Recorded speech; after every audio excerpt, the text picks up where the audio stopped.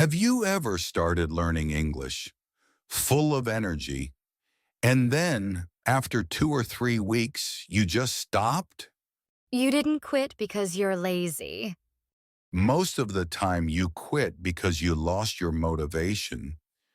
Today we're going to talk about motivation and life goals, but in simple, natural English, the way real people talk.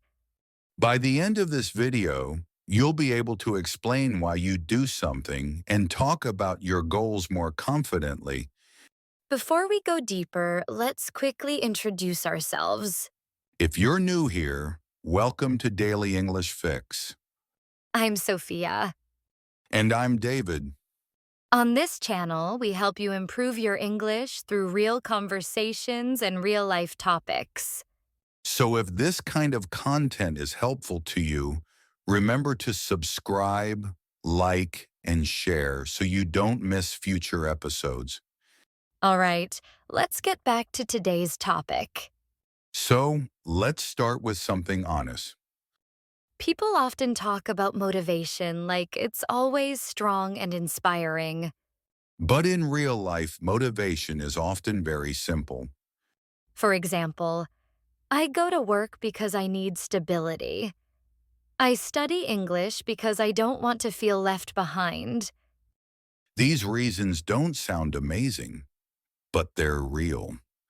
And real reasons usually last longer than exciting ones. Up to this point, we've talked about motivation in general. Now, let's slow down a little and talk about goals, because this is where motivation usually starts and ends. For most people, motivation doesn't come from nowhere. It comes from having a clear goal in mind. When the goal is clear, motivation feels natural. For example, if your goal is to pass an English exam, you know exactly why you're studying. Every lesson has a purpose. Every effort makes sense.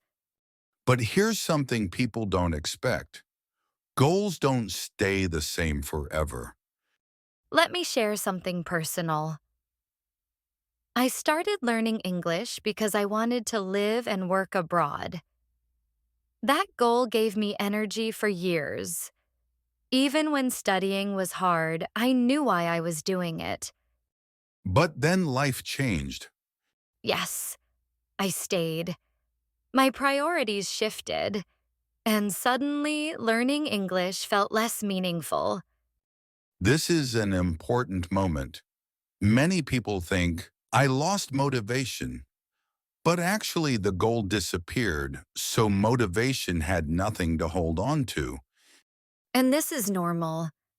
We change. Our life changes.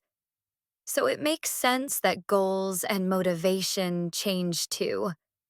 The problem is when we don't update our goals, we chase something that no longer fits today.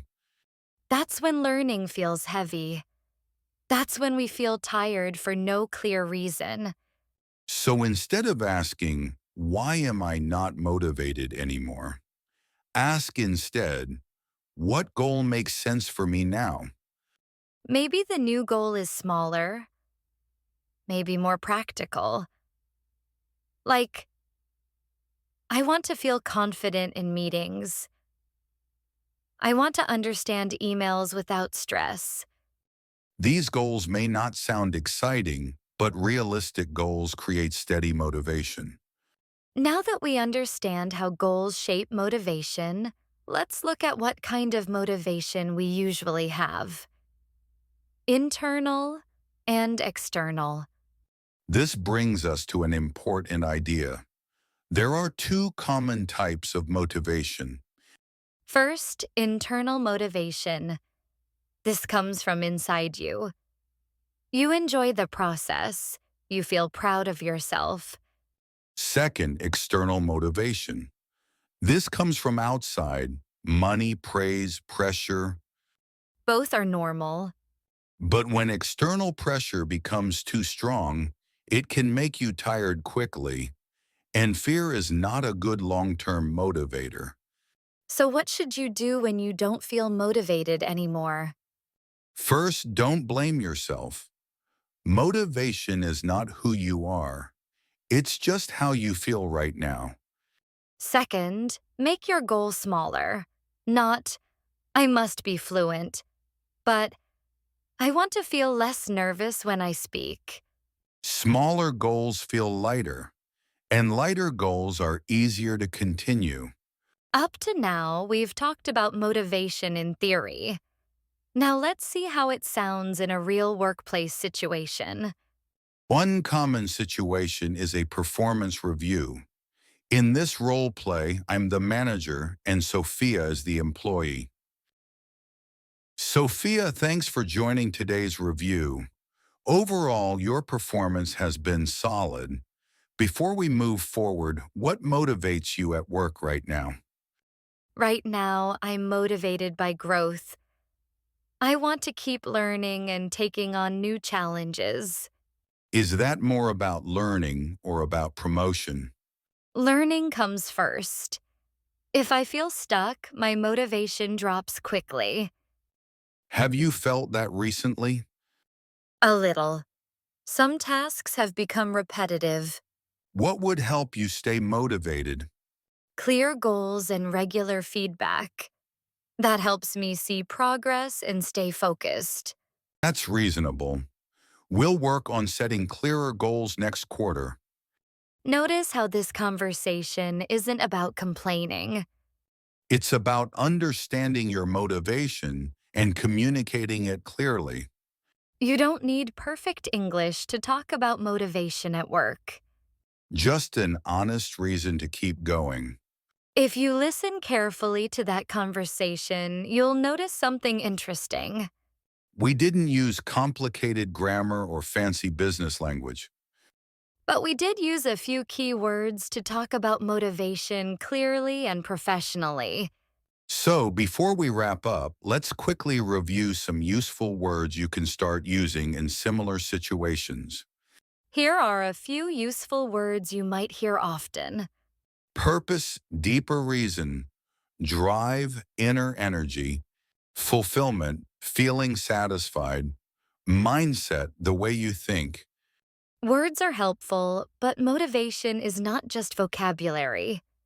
At the end of the day, it's about how you feel and what really matters to you.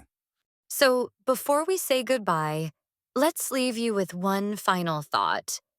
If your motivation feels weak right now, it doesn't mean you're failing.